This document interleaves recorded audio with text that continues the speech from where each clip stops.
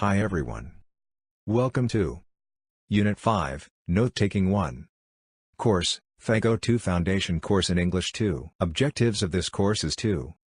The aim of this unit is to help you take notes for the purpose of study. For this you require a. The ability to read with a purpose, and to separate the essential information in a text from that which is repetitive and irrelevant. b. Shortening devices to save time and condense your material, and c. A proper organization of the ideas contained in the text in terms of main points and subordinate points. After you have completed this unit, you should be able to use these skills in preparing your notes.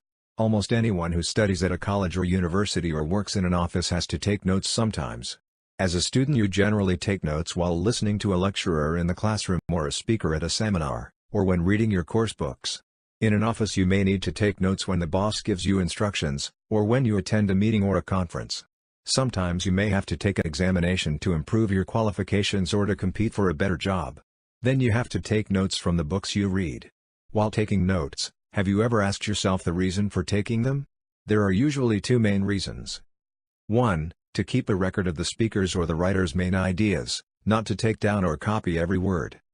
2. To help your memory when, for example, you are revising for an examination, or preparing a report. The tendency of many students is to try to write down as much as possible of what the teacher is saying. In this process, they often miss the main points of the lecture, but, on the other hand, take down a lot of unimportant information. Similarly, when you are taking notes from a book or an article, it is generally not a good idea to copy out large chunks of a text, unless you are going to quote from it. In this unit we shall deal with taking notes from a reading text from the point of view of the organization of notes.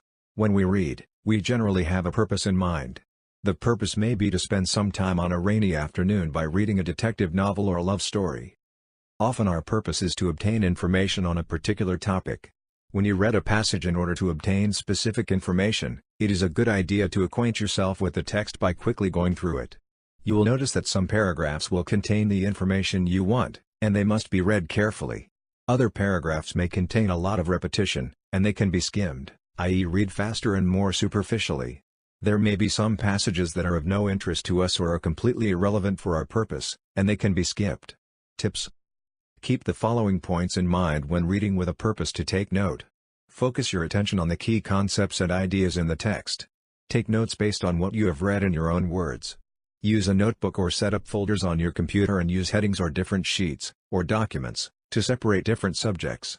Wait until the end of a page to take notes so that you can better focus on what you are reading. Highlight/circle, underline important points that you would want to include in your notes. Differentiate the main points to subordinate points in the paragraph. Create a personal glossary of terms to add words or phrases you are not familiar with. Here are a few examples and exercises. You can pause the video at any time to go through it in detail.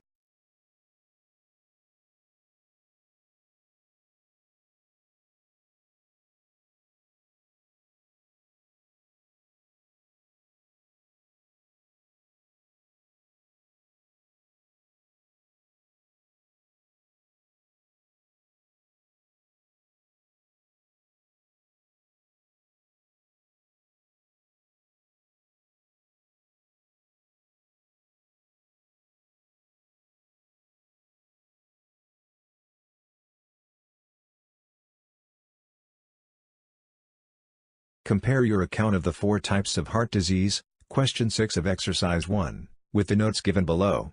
You will notice that the sentences and some of the words have been reduced, and certain symbols and abbreviations used. In the following segment, we give a list of these reduction devices, which you can use while taking notes yourself. Notes. 1.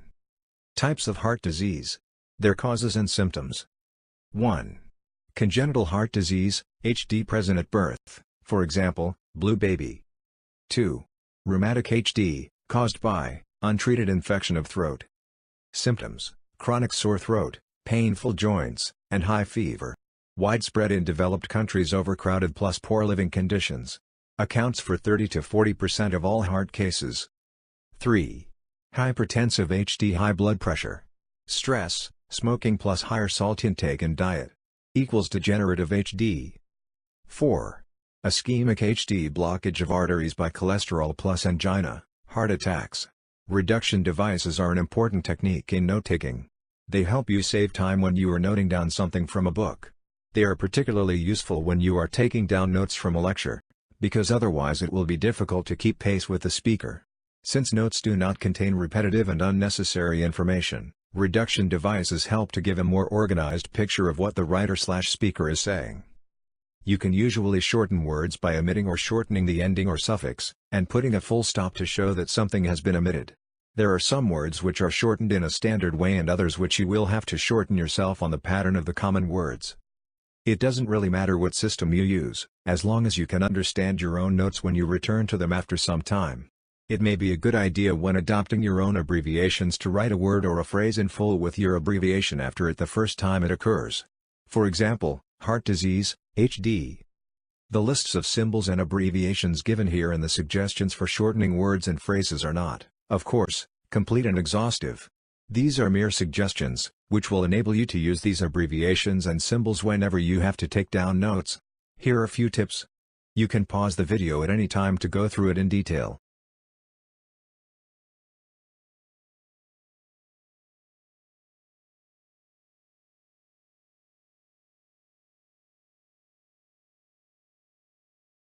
Here are a few examples and exercises. You can pause the video at any time to go through it in detail.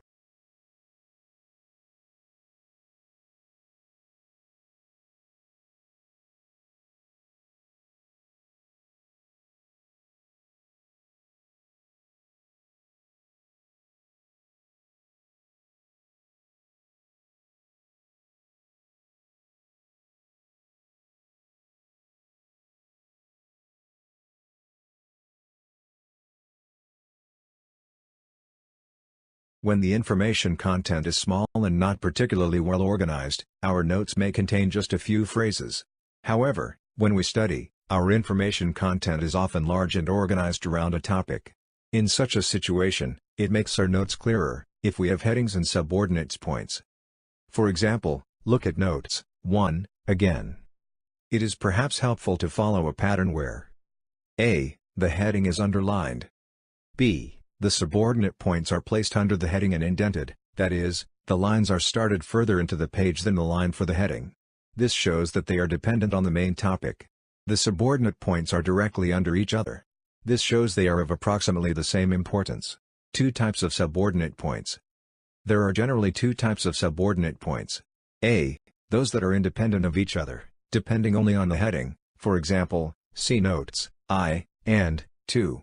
B. Those that are related to each other, only the first depending directly on the heading. If you look at Notes 1, you will notice that the subordinate points can be reordered and arranged like this. The subpoints that are all directly dependent on the heading are called subpoints spokes, because they can be arranged like the spokes on the wheel of a bicycle, as shown in the figure below. To show clearly that one point leads to another, they can be arranged horizontally. Some books call these subordinate points links in a chain, like this. Tips. Headings and subordinate points can be arranged in following ways. Based on level of relevance and significance, first outline the major heading and the subordinate points. Then, identify whether the subordinate points in a text are dependent or independent of each other. Subordinate points that are independent of each other need not all be noted. If one or more is omitted, it will not affect the rest. Subordinate points that are dependent on each other must all be noted. Here are a few examples and exercises. You can pause the video at any time to go through it in detail.